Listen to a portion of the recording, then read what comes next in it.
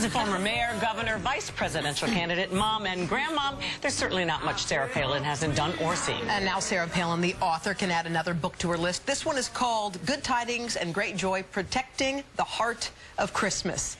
Well, And welcome. Thank you so much. All right, we just got through Halloween, and we're now on the way to Thanksgiving, and then there is Christmas. Tell us why this book. It's not really your touchy-feely, happy Christmas book. Well, you know, it's not a political lecture either, though, because mixed in with steps to take to protect the heart of Christmas and protect our constitutionally protected freedom of expressing faith, we have some really jolly Christmassy traditions and recipes and other things, all kind of mixed in there. But it's imperative that Americans feel empowered to take a stand to protect their faith and to not let, say, some angry atheist armed with an attorney tell us that we can't express what it is that we believe in.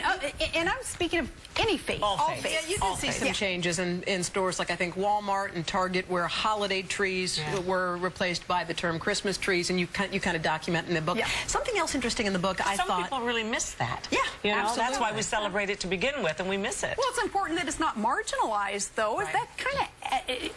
It leads to an erosion of part of America's foundation if we were to just sit back and let that happen. Now, I wasn't sure what the book was going to be like, and there was a personal story in there that struck me that it was in there, and it talked about how you and Todd reacted when your daughter came to you and said she was pregnant. And in high school. And how you reacted. It wasn't your most shining moment, was it? How did you react, and describe how Todd did? Well, you know, I wrote about it in the book because now, 5 years later, I feel a little bit freer to express candidly how it is that someone is reacting to earth-shattering news. And it was earth-shattering to us. You know, here she was the governor's daughter, and it wasn't supposed to happen, you know. But I reacted in a way that just automatically assumed, well, you're going to get married then, aren't you, honey? And you two are going to take responsibility for this child.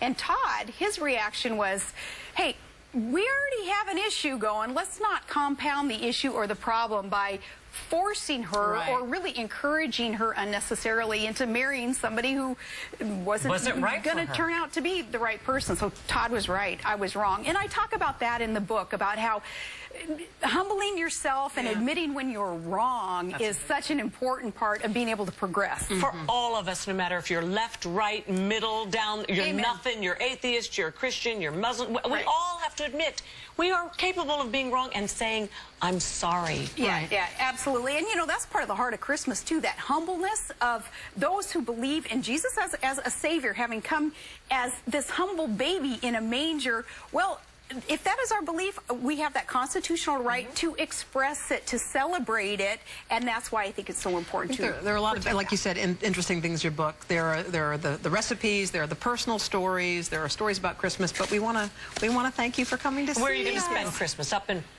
Oh, way up there in Alaska, in Wasilla. You girls should come on up. We'll take you snow machining. We'll take you skiing. Snow machining? With Todd. Snow machining. It's great to see you.